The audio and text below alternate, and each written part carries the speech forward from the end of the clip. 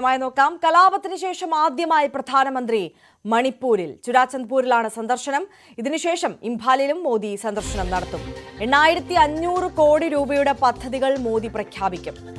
വിവരങ്ങളുമായി രാഗേഷ് ചേരുകയാണ് നമുക്കൊപ്പം. നമ്മളൊക്കെ പറഞ്ഞതുപോലെ തന്നെ അങ്ങനെ മോദി മണിപ്പൂരിൽ എത്തിയിരിക്കുകയാണ്. കുക്കി മേധൈ വിഭാഗങ്ങൾക്കായുള്ള പ്രത്യേക പാക്കേജുകളൊക്കെ പ്രഖ്യാപിക്കും. അതിനപ്പുറം പ്രധാനമന്ത്രി എന്ത് സംസാരിക്കും എന്നതാണ് ഇന്ന് പ്രധാനമായും ഉറ്റുനോക്കുന്നത്, അല്ലേ? അതെ ആര്യ, കാരണം കലാപം തുടങ്ങിയപ്പോൾ 2 വർഷം 4 മാസവും പിന്നിടുകയാണ്. അപ്പോഴാണ് പ്രധാനമന്ത്രിയുടെ സന്ദർശനം. ഇന്ന് ഏതായാലും 12 മണിയോടുകൂടി പ്രധാനമന്ത്രി ഇംഫാലിലെത്തി. ഷെഡ്യൂളിൽ ചില മാറ്റങ്ങൾ ഈ അവസാന നിമിഷം വന്നിട്ടുണ്ട്. കാരണം നേരത്തെ മിസോറമിൽ നിന്ന് ഐസ്വാളിൽ നിന്ന് നേരെ ഹെലികോപ്റ്റർ മാർഗം ചുരാചന്ദ്പൂരിൽ എത്തുമെന്നാണ് പ്രധാനമന്ത്രിയുടെ ഓഫീസ് അറിയിച്ചിരുന്നത്. പക്ഷേ കാലാവസ്ഥ മോശമാണ്. അതുകൊണ്ട് തന്നെ ഐസ്വാളിൽ നിന്ന് ആദ്യം വിമാനമാർഗം ഇംഫാലിലെത്തി. അവിടെ നിന്ന് റോഡ് മാർഗമാണ് ചുരാചന്ദ്പൂരിൽ ഇപ്പോൾ എത്തിയിരിക്കുന്നത്. ഏതാണ്ട് 62 കിലോമീറ്ററാണ് ഈ 2 സ്ഥലങ്ങളും തമ്മിലുള്ള ദൂരം. ഇപ്പോൾ അതുകൊണ്ടാണ് ഈ പരിപാടി തുടങ്ങാൻ ഇപ്പോൾ വൈകുന്നത്. 12:15 ചുരാചന്ദ്പൂരിൽ എത്തുമെന്നായിരുന്നു ആദ്യം അറിയിച്ചിരുന്നെങ്കിൽ ഈ അവസാന നിമിഷത്തെ കാലാവസ്ഥ പ്രശ്നം മൂലം മോശമായതിനെ തുടർന്നാണ് ഇപ്പോൾ പ്രധാനമന്ത്രി സന്ദർശനം വൈകിക്കൊണ്ടിരിക്കുന്നത്. ഇപ്പോഴേതായാലും അദ്ദേഹം ചുരാചന്ദ്പൂരിൽ എത്തിയിട്ടുണ്ട്. ഇത് കുക്കി ഭൂരിപക്ഷ മേഖല കൂടിയാണ് ചുരാചന്ദ്പൂർ. ഈ കലാപം നടന്നത് മെയ്തൈ വിഭാഗവും കുക്കികളും തമ്മിലാണ്. കുക്കികൾക്ക് സ്വാധീനമുള്ള മേഖലയാണ് ചുരാചന്ദ്പൂർ.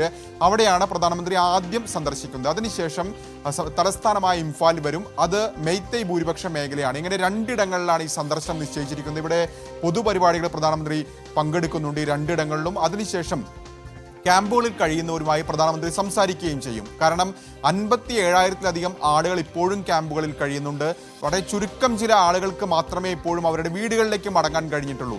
അതുകൊണ്ട് തന്നെ ഈ യോഗങ്ങൾക്കപ്പുറം, പദ്ധതികൾ പ്രഖ്യാപിക്കുന്നതിനപ്പുറം പ്രധാനമന്ത്രി എന്തു പറയും എന്നുള്ളത് നിർണായകമാണ്. കാരണം നിലവിൽ സംഘർഷത്തിന് അയവ് വന്നിട്ടുണ്ട്. കാര്യമായ പ്രശ്നങ്ങളൊന്നും തന്നെ റിപ്പോർട്ട് ചെയ്യപ്പെടാറില്ല. അപ്പോൾ പോലും ഈ 2 വിഭാഗങ്ങളെയും ഒരുമിച്ച് കൊണ്ടുവരാനോ അവർ തമ്മിലുള്ള പ്രശ്നങ്ങൾ തീർക്കാനോ കഴിഞ്ഞിട്ടില്ല. അതുകൊണ്ട് തന്നെ എന്തായിരിക്കും പ്രധാനമന്ത്രി പറയാൻ പോകുന്നത് എന്ന് പ്രധാനപ്പെട്ട കാര്യമാണ്. നേരത്തെ പറഞ്ഞ പോലെ ഈ ആളുകൾക്കൊക്കെ തന്നെ അവരുടെ വീടുകളിലേക്ക് മടങ്ങേണ്ടതുണ്ട്. കാരണം ഇംഫാൽ താഴ്വരയിൽ സ്വാഭാവികമായും മെയ്തൈ ഭൂരിപക്ഷ മേഖലയാണ്. അതുകൊണ്ട് തന്നെ അവിടെയുള്ള കുക്കികൾക്ക് അവരുടെ വീടുകളിലേക്ക് ഇതുവരെ മടങ്ങിയെത്താൻ കഴിഞ്ഞിട്ടില്ല.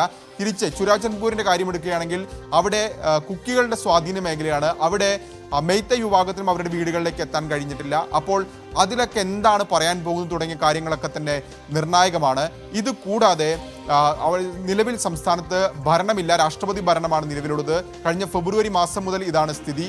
അപ്പോൾ പുതിയ സർക്കാർ വരുമോ, ഒപ്പം അല്ലെങ്കിൽ തെരഞ്ഞെടുപ്പിലേക്ക് പോകുമോ തുടങ്ങിയ കാര്യങ്ങളൊക്കെ തന്നെ ഒരു പ്രധാനമായ ചോദ്യമായി തന്നെ അവശേഷിക്കുന്നുണ്ട്. ഇതിന് പുറമെ ചർച്ചകൾ നടക്കേണ്ടതുണ്ട്. കാരണം ഒരു പ്രശ്നമുണ്ടാകുമ്പോൾ അത് ചർച്ചയിലൂടെയാണ് എല്ലാ കാലത്തും പരിഹരിക്കപ്പെടാറുള്ളത്.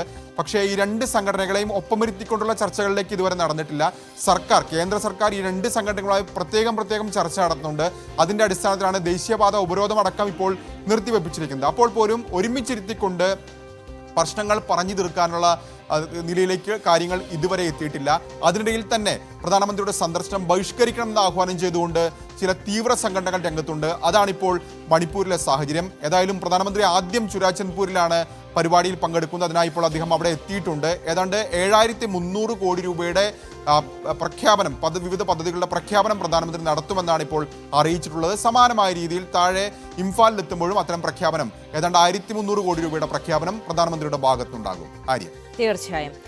രാഗേഷാണ് വിശദാംശങ്ങളുമായി ചേർന്നത്. എന്തായാലും മണിപ്പൂരിൽ സന്ദർശനം നടത്തുകയാണ് ഇപ്പോൾ പ്രധാനമന്ത്രി. അല്പസമയത്തിനകം തന്നെ പൊതുസമ്മേളനത്തിൽ അദ്ദേഹം സംസാരിക്കും. അദ്ദേഹം എന്തായിരിക്കും പറയാൻ പോകുന്നത് എന്നതിലാണ് ആകാംക്ഷ.